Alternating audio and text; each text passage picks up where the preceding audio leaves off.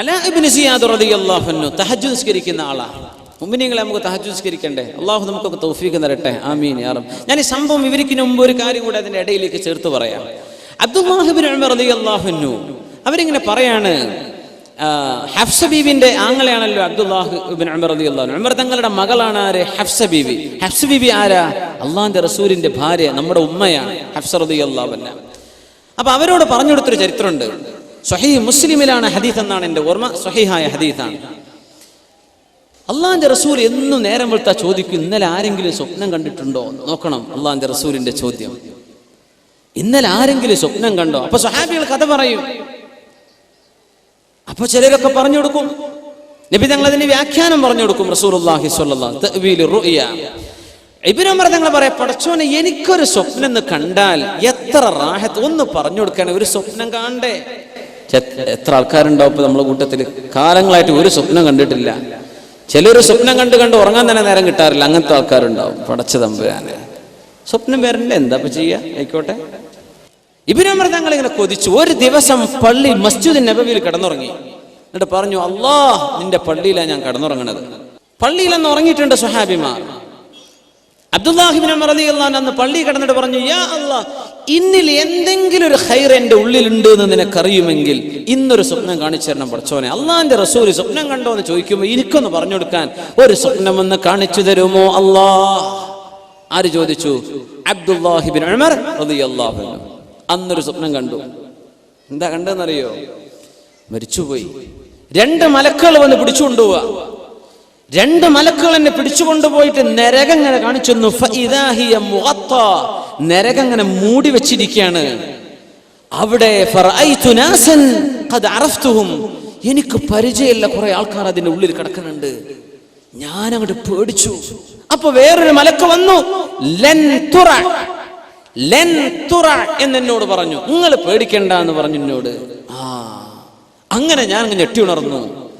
ഇത് കണ്ടപ്പോ പിറ്റേന്ന് നേരം പുലർന്നപ്പോ ഓടിച്ചെന്നു ഹഫ്സ പെങ്ങളോട് പറഞ്ഞു, നിങ്ങളെ അള്ളാഹിന്റെ റസൂലിനോട് പറഞ്ഞു കൊടുക്കണം, ഞാനൊരു സ്വപ്നം കണ്ടിട്ടുണ്ട്, ഇന്നതാ സ്വപ്നം. പെങ്ങളോട് പറഞ്ഞു കൊടുത്തു.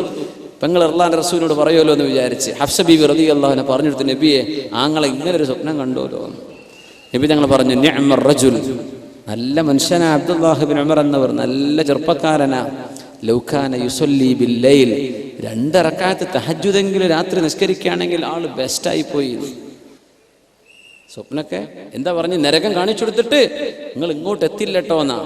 നരകം പോലും കാണാതെ സ്വർഗത്തേക്ക് പോകണം, അതിന് 2 റക്അത്ത് തഹജ്ജുദെങ്കിലും നിസ്കരിക്കാൻ പറയണം. അബ്ദുല്ലാഹി ഇബ്നു ഉമർ തങ്ങൾ, അതിന്റെ ശേഷം ഞാൻ 2 റക്അത്തെങ്കിലും സുബ്ഹിന്റെ മുമ്പ് ഉറക്കത്തെഴുന്നേറ്റ് നിസ്കരിക്കാതെ എൻ്റെ ജീവിതത്തിൽ ഒരു ദിവസം കടന്നു പോയിട്ടില്ല.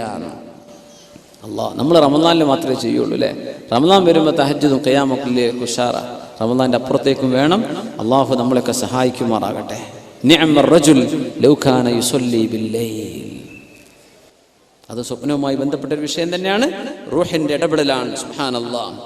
അപ്പോ അലാ ഇബ്നു സിയാദ് റഹിമഹുല്ലാഹ് എന്നും തഹജ്ജുദ് നിസ്കരിക്കുന്ന ആളാ. ബഹുമാനപ്പെട്ടവർ ഒരു ദിവസം വന്ന് ഭയങ്കര ക്ഷീണം വന്നപ്പോ വീട്ടുകാരോട് പറഞ്ഞു, പുരക്കാരെ, എന്റെ നിസ്കാരത്തിന് നേരമാകുമ്പോ നിങ്ങൾ എന്നെ വിളിക്കണം കേട്ടോ.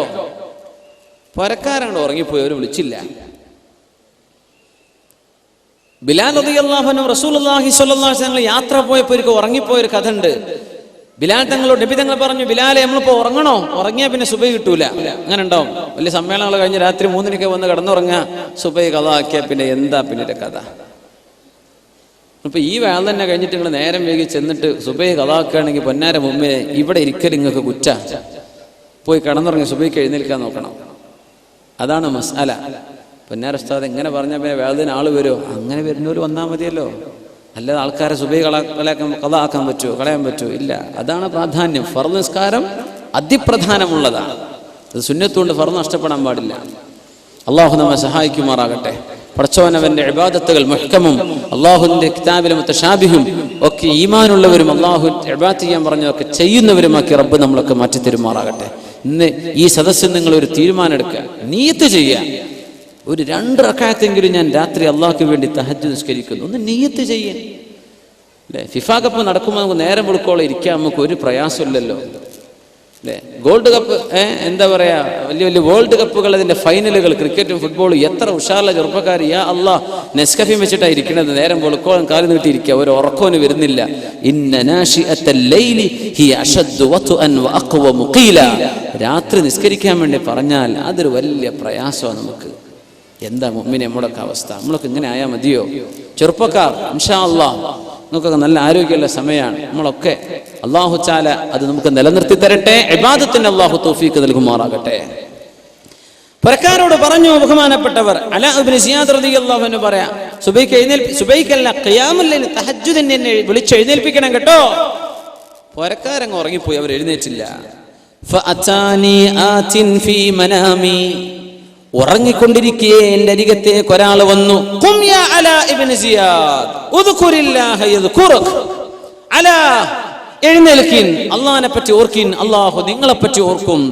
എന്റെ തലയുടെ മുമ്പിലുള്ള കുറച്ച് മുടി കെട്ടി പിടിച്ചിട്ട് എന്നോട് എഴുന്നേൽക്കാൻ പറഞ്ഞു. ആ പിടിച്ച പിടുത്തത്തിൽ എന്റെ തലമുടിയിലെ മുൻഭാഗം കെട്ടി എഴുന്നേറ്റ് നിന്നു. മുട്ടിങ്ങട്ട്, ചില കുട്ടികളൊക്കെ സ്പൈക്കി ഹെയർ ഇല്ലേ, ഇവിടെ കണ്ട അങ്ങനത്തെ സ്റ്റൈലൊന്നും കാണില്ലല്ലോ, ഉണ്ടല്ലേ? അല്ലാ, ഇഷ്ടം പോലെ ഉണ്ട്. സ്പൈക്കി ആയിട്ട് ഇങ്ങനെ നിൽക്കുക, മുടിയൊക്കെ ജെല്ലൊക്കെ വെച്ചിട്ട് നിർത്തിങ്ങനെ. എന്റെ മുമ്പിലെ മുടി അങ്ങോട്ട് എഴുന്നേറ്റ്, അത് പിടിച്ചിട്ടാ എഴുന്നേൽക്കാൻ പറഞ്ഞു. സ്വപ്നത്തെ എഴുന്നേൽപ്പിച്ചതാ. എഴുന്നേറ്റ് ഇരുന്ന് നോക്കുമ്പോൾ മുടി ഇങ്ങനെ എണീറ്റിക്കുക. ഒരു ജെല്ല് ഉപയോഗിച്ചിട്ടില്ല അലാ ഇബ്നു സിയാദ് റഹിമഹുല്ലാ. മുടി ഇങ്ങനെ സ്പൈക്കി ആയിട്ട് നിൽക്കുക. അത് സുന്നത്താന്നല്ല ഈ പറയണത് കേട്ടോ. അത് നിങ്ങൾ ആരെ പറ്റിയിട്ട് ചെയ്യുന്നു അതിനനുസരിച്ചിരിക്കും. നിങ്ങൾ ആരെ ഇഷ്ടപ്പെട്ട് ചെയ്യുന്നു, അതൊരു സിനിമാ നടൻ ചെയ്ത പണിയാണെങ്കിൽ ഓല് പോണോടത്തേക്കാ നാളെ പോവുക. അതൊരു ക്രിക്കറ്റുകാരൻ ചെയ്ത പണിയാ, ഓൻ സ്വർഗത്തേക്കോ നരകത്തേക്കോ അങ്ങോട്ടും ഇങ്ങോട്ടും ഉണ്ടാവും. അതാണ്. അപ്പൊ ആരെ ഫോളോ ചെയ്യുന്നു എന്നുള്ളത് വളരെ പ്രധാനപ്പെട്ട സംഗതിയാണ്. അത് ആലോചിച്ച് ചെയ്താൽ മതി. കോപ്പി അടിക്കുക എന്നൊക്കെ പറയാൻ നമുക്ക് ഭയങ്കര ഇഷ്ടമാണ്. Man is by nature imitative. അങ്ങനെയാണ്. നമുക്ക് പ്രകൃതിയെ തന്നെ ഒരാളെ കോപ്പി അടിക്കാൻ തോന്നുന്നു, അയാളെ പോലെ എന്ന് തോന്നും. അതിനെ അല്ലാഹു തആല അഷ്റഫുൽ ഖൽഖിനെ തന്നത് സ്വല്ലല്ലാഹു അലൈഹി വസല്ലം. നബി തങ്ങളെ കണ്ടു അതേപോലെ ജീവിച്ചോ, അങ്ങനെയാണ്. അല്ലെങ്കിൽ ആരെങ്കിലും കോപ്പി അടിച്ചേക്കും, അള്ളാഹുവിന്റെ റസൂലിനെ പോലെ ജീവിച്ചോ എന്ന് പറയാം. അള്ളാഹു നമുക്കൊക്കെ തൗഫീഖ് നൽകുമാറാകട്ടെ. യാ അല്ലാഹ്. അലാ ഇബ്നു സിയാദ് റഹിമഹുല്ലാ പറയാ, ഉറങ്ങിക്കിടക്കുന്ന എന്റെ തലയുടെ മുൻഭാഗം പിടിച്ച് എഴുന്നേൽപ്പിച്ചു. എഴുന്നേറ്റിരിക്കുമ്പോ തലയുടെ മുടി ഇങ്ങനെ എഴുന്നേറ്റ് നിൽക്കുക. പിന്നെ ആ മുടി താഴ്ന്നിട്ടില്ല. കുളിച്ചാലും എപ്പോഴും അത് ആ മുടികൾ അങ്ങനെ ഇവിടുത്തെ ഒരു കെട്ടുമുടി ഇങ്ങനെ സ്പൈക്കായിട്ട് നിൽക്കും വഫാത്താകുന്നത് വരെ. യഹ്യ ഇബ്നു ബിസ്താം റഹിമഹുല്ലാഹ് പറയാണ്, ഞങ്ങൾ അവരെ കുളിപ്പിച്ചു. അലാ ഇബ്നു സിയാദ് തങ്ങളെ മയ്യിത്ത് കുളിപ്പിച്ചത് ഞങ്ങളാണ്. ഫലഖദ് ഗസൽനാഹു യൗമ മാത് വഇന്നഹുന്ന ലഖിയാമുൻ ഫീ റഅസിഹി. മരിച്ചപ്പോഴും ഈ മുടി തലയിൽ എഴുന്നേറ്റ് നിൽക്കുകയായിരുന്നു. സുബ്ഹാനല്ലാഹ്. സ്വപ്നത്തിൽ നടന്നതാ. റൂഹിൽ ഇടപെട്ടതാണ്. അത് ജീവിതകാലം മരിക്കുവോളം ഉണ്ടായി അലാ ഇബ്നു സിയാദ് തങ്ങളുടെ തലയിൽ ആ മുടി. മരിച്ചപ്പോഴും അങ്ങനെയാണ് ഉണ്ടായിട്ടുള്ളത്. മരിച്ചപ്പോൾ അങ്ങനെ നടന്ന എത്ര സംഭവങ്ങൾ ഉണ്ടെന്നാണ്.